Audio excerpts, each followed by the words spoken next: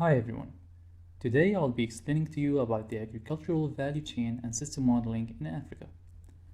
As you might know, the food imports bill of the world's poorest countries, most of them in sub-Saharan Africa, has considerably increased in recent years, threatening to erase much of the gains in poverty reduction that have been achieved in the last decade. Although 65% of all the uncultivated arable land left in the world lies in the continent, yet Africa spends $35 billion in foreign currency annually importing food, a figure that is set to rise over $100 billion per year by 2030. Agriculture and agribusiness currently contribute to 32% of the GDP of Africa and employ 65% of the population. However, the agricultural sector has so far failed to become an engine of growth and economic transformation for most countries in the continent. So what is the problem, and what can Africa do to improve its agricultural sector? Well, one part of the problem is the inadequate investment in agricultural research by African governments, leading to major technological gaps in Africa's agricultural industry. Other parts of the problem lie in the market structures and in the poor institutions, policies, and infrastructure serving the agricultural sector.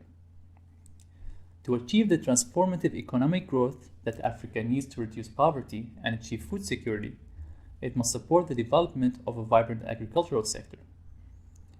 To get a better understanding of how to develop Africa's agricultural sector, we have to understand its current farm and market structures, as well as the challenges facing its growth.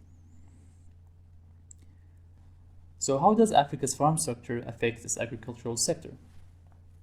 Currently, 80% of Africa's food is supplied through smallholder farms. Many critics argue that policies should rely more on larger commercial farms to generate productivity gains, while relying on the growth of other sectors to reduce poverty among the rural poor. At the same time, multiple studies suggest that smallholder farms are in fact well suited for most places in Africa, for mainly two reasons. The first reason is that the initiatives to farm diligently and to manage soil and natural resources are greater for family members than for hired labor. And the second reason is that a reliable hired labor can be costly to hire and supervise. For this reason, 75% of farms in Africa are family operated. Additionally, there is a considerable evidence that productivity is higher on smaller farms in developing countries than on larger ones. This inverse relationship between productivity and farm size is found across a larger number of farming systems, particularly in countries such as Ethiopia. Now, this is not to say that African farms should stay small, as it does offer a path for reducing poverty and building global food supplies without waiting for labor markets and farm structures to change. However, such setup has resulted in fragmented agricultural value chain. Africa has an estimated 33 million smallholder farms, and many of these farmers lack access to fair markets, inputs, and modern machinery, as well as information about prices, financial services, weather forecasts, and market demand, which lowers their yields and cuts their profit margin. To better understand this, let's look at how the food value chain works. Basically, the food value chain is a network of stakeholders involved in growing, processing, and selling the food that consumers eat, from farm to table. This process usually involves the input, where seeds, fertilizers, and animals are utilized. Then production, where processes like harvesting, irrigation, and land preparation take place. After that comes the aggregation, where harvested products are stored or dried. Then comes processing, which could involve further grinding and pressing, to packaging and value addition of the final products, which are then distributed to retailers, from super and local markets to stores and shops, ending with the final consumers in urban or rural areas. However, multiple products are produced in multiple scales and can have different value chains with alternative production networks. In all cases, the value chain is not only about flow of goods, but also flow of finance and information. So the longer the chain, the more loss of goods, finance, and information.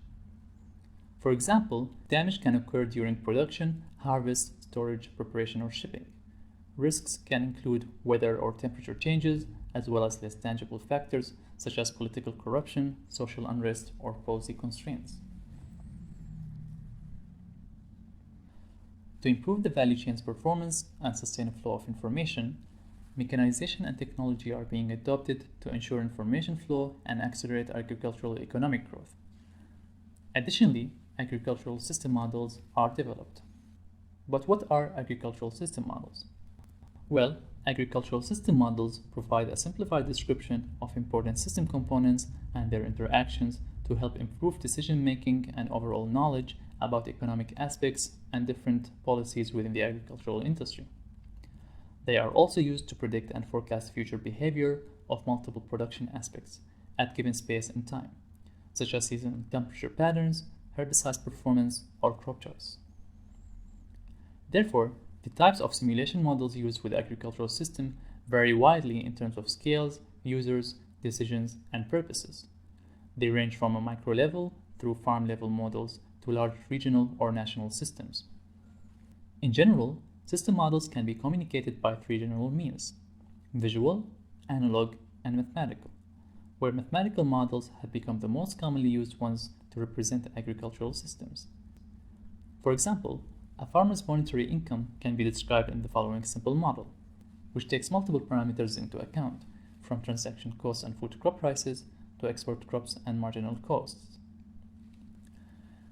Given the rise of information technology and circular business models, the adoption of agricultural system models is becoming more crucial, so as to ensure food demands for the next 50 years within both a sustainable environment and economy. Thank you.